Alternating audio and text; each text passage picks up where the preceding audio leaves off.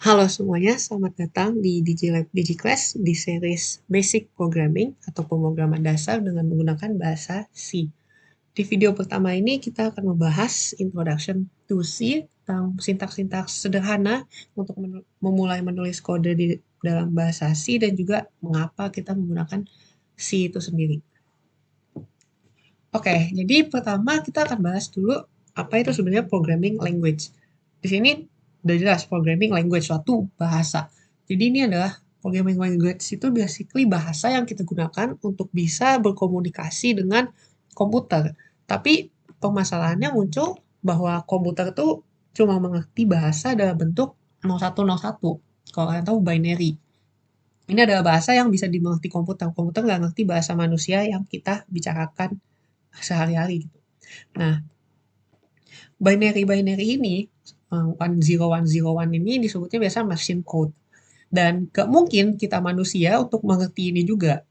Jadi ada kesenjangan sosial di sini bisa dibilang. Nah, makanya muncullah bahasa pemrograman atau biasa disebut source code.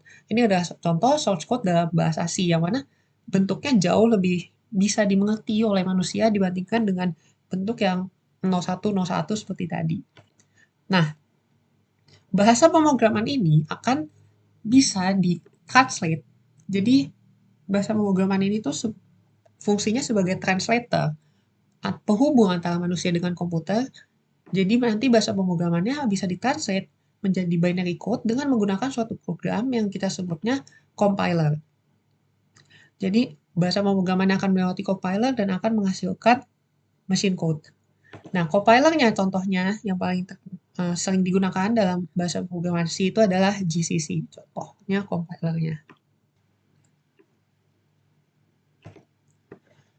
Nah, sebenarnya bahasa pemrograman itu dibagi lagi menjadi ada dua. Tadi contohnya compiler yang mentranslate dan ada juga sebenarnya interpreter. Gimana perbedaannya? Di sini ada analogi. Misalkan kalian tidak bisa bahasa Korea, tapi ingin membaca buku dalam bahasa Korea gitu. Nah, di sisi compiler, kalian itu bakal diberikan buku, hasil buku Korea bahasa Korea tersebut yang sudah diterjemahkan full menjadi bahasa Indonesia. Sedangkan di interpreter, kalian tetap akan dikasih buku bahasa Koreanya, tapi diiringi dengan kamus bahasa Korea. Jadi perbedaannya di compiler, kalian walaupun mungkin kalian tidak baca keseluruhan bukunya, tapi semua bukunya itu udah ditranslate menjadi machine code. Sedangkan di interpreter, dia dibacanya satu per satu, yang kalian mau baca saja, baru kalian translate. Paham ya? Nah, contohnya itu, compiler adalah program C kita tadi, dan interpreter itu contohnya Python. Dimana kalau di interpreter ini nanti programnya itu akan diproses oleh komputer, diubah menjadi mesin code itu baris per baris. Sedangkan kalau C sekaligus. Perumpamannya seperti kamus dan buku tadi. Oke, sekarang pertanyaannya, kenapa kita menggunakan atau belajar bahasa C? Jadi jawabannya sebenarnya karena C itu adalah bahasa yang menjadi building block banyak bahasa pemrograman lain dan software-software, contohnya operating system kalian, Windows, Linux, macOS, itu semua dibuat dalam bahasa C. Jadi C itu seperti founding mother of programming language yang mana cukup tua, tapi basicnya kita harus belajar dari C, karena C digunakan menjadi banyak referensi bahasa-bahasa lain. Oke, sekarang kita akan mencoba untuk menuliskan kode C pertama kita. Kita akan mencoba membuat kode sederhana untuk menampilkan teks ke layar. Di sini saya akan menggunakan software Dev C++. Kalian bisa menggunakan code editor kalian masing-masing, tapi jika di sini kalian bisa langsung membuat new dan source file, nanti akan otomatis terbuat file .c dan kalian bisa langsung menuliskan kode kalian di sini.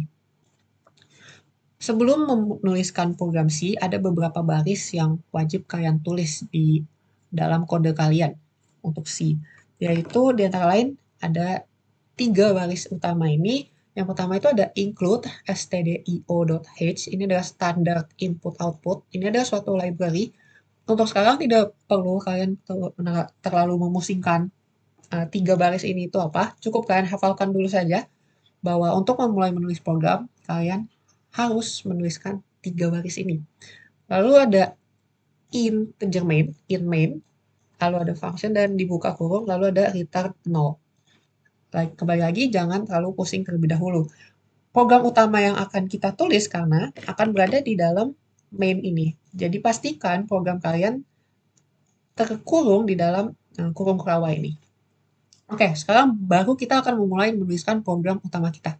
Untuk menampilkan layar, kita bisa menampilkan teks ke dalam layar. Kita bisa menuliskan print f, lalu buka kurung, dan di dalam kurung ini adalah teks yang ingin kita tampilkan, diiringi dengan tanda kutip. Oke, misalkan saya mau menampilkan hello world, situ, dan jangan lupa akhiri setiap baris dalam kode C dengan tanda titik koma. Oke, lalu kalian bisa compile and run. Maka seperti yang bisa dilihat, kalian berhasil menuliskan kode C pertama kalian, yaitu hello world. Selanjutnya, di bahasa pemrograman juga dikenal namanya variables. Variables ini sama seperti di matematika, mungkin kalian mengenal X, Y, atau Z, di mana variabel itu bisa menyimpan suatu nilai, misalkan X sama dengan 5, Y sama dengan 2, atau Z sama dengan 1, seperti itu. Nah, di bahasa pemrograman juga sama. Kita bisa membuat suatu variabel yang bisa menyimpan suatu data, atau value, atau nilai. Perbedaannya, di dalam bahasa pemrograman, variabel itu jauh lebih fleksibel, di mana kita bahkan bisa menyimpan suatu karakter, misalkan H, atau bilangan desimal 2,3. Ini adalah variabel di bahasa pemrograman. Nah, ini tuh bakal berujung ke data types, di mana bahasa pemrograman, tadi kan bisa dilihat, ada banyak hal yang bisa disimpan di dalam variabelnya kan. Nah, itu dibagi menjadi data types, di mana secara garis besar itu ada integer, yaitu adalah bilangan bulat, misalkan 0, 1, 2, 3, ada float atau bilangan desimal, itu misalkan 1,5, 2, berapa, bla bla bla yang berkoma-koma, dan ada juga char atau karakter, ini ada single letter, misalkan A, B, C, D, E, dan seterusnya. Nah, data types ini adalah tipe data yang bisa disimpan ke dalam suatu variabel. Maka nanti penulisan suatu variabel di dalam bahasa pemrograman itu harus diawali dengan tipe datanya. Misalkan integer x, int x, berarti kita tahu bahwa variabel x ini berisi nilai bilangan bulat. Sedangkan char y itu berarti kita tahu kalau variabel y ini akan berisi suatu karakter atau huruf, kata, huruf. Ya. Nah, lalu bagaimana penulisannya dalam bentuk code? Ini adalah 3 baris yang tadi dibilang, stdio, main, dan juga return 0. Untuk mendeklarasikan suatu variabel, kita kembali lagi menuliskannya sama seperti tadi. Integer x, jangan lupa titik koma. Deklarasi variabel ini, penggambarannya kurang lebih seperti kalian menyediakan suatu wadah, menyiapkan suatu wadah, tapi wadahnya itu masih kosong. Jadi ini adalah wadah atau gelas X, tapi belum memiliki value. Gimana cara kalian memberikan value-nya? Kalian bisa langsung saja sama seperti di matematika, misalkan kalian menulis X sama dengan 5. Maka sekarang nilai X adalah 5 kan. Jadi ibaratnya seperti gelas yang sudah terisi dengan air, sekarang sudah memiliki value. Nah, perbedaannya juga di bahasa pemrograman tuh variabel bisa bebas dan bisa panjang-panjang, namanya tidak harus X, Y, Z. Nama variabel bisa apapun yang kalian mau dan fungsinya akan tetap sama. Oke.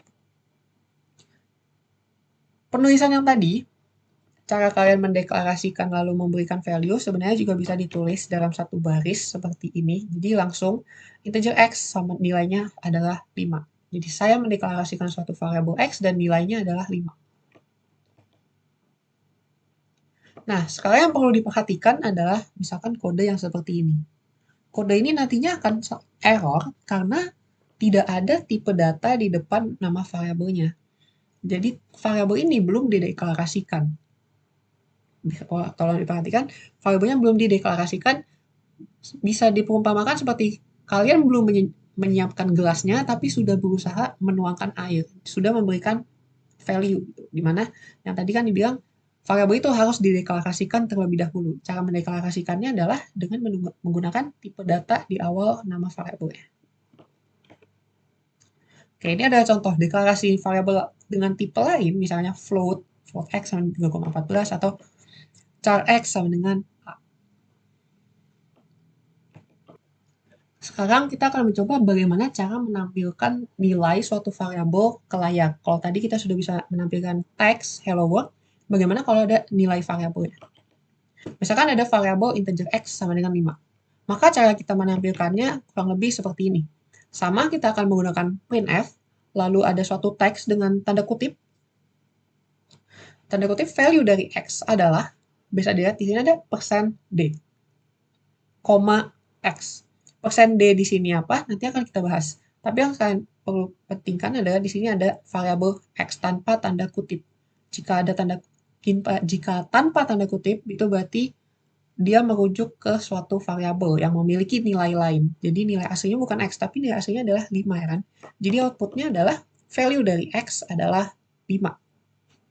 Lalu persen D di sini itu apa? Persen D ini menunjukkan bahwa variabel selanjutnya, yaitu variabel x ini, bertipe integer.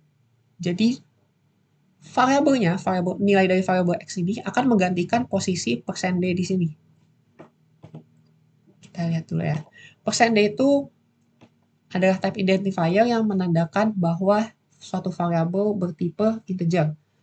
Contoh type identifier yang lain ada %f, itu menandakan float, ada %c, itu menandakan karakter atau char. Contohnya ini seperti tadi kan, integer x. Kalau ini x itu adalah suatu integer, maka kita menggunakan %d. Namun, kalau x adalah float, maka kita harus menggunakan %f. Jika x adalah char, maka kita menggunakan %c. Jadi ingat, type identifier yang diawali dengan tanda persen akan digantikan dengan nilai dari suatu variabel yang kita tambahkan dengan pisahkan dengan tanda koma setelahnya. Seperti itu. Jadi nanti nilai dari x ini akan menggantikan posisi %c di sini. Maka outputnya jadi seperti ini. Oke. Untuk informasi lebih lanjut, kalau kalian mau belajar lebih, karena video ini cukup singkat, kalian bisa membuka website kami, learn.digilabdetail.com. Di sana lebih banyak materi-materi yang bisa kalian explore lebih jauh. Jadi sekian saja dari video kali ini. Nama saya Kristiana Dewijaya, Kode Asep CH. Sampai jumpa di video berikutnya.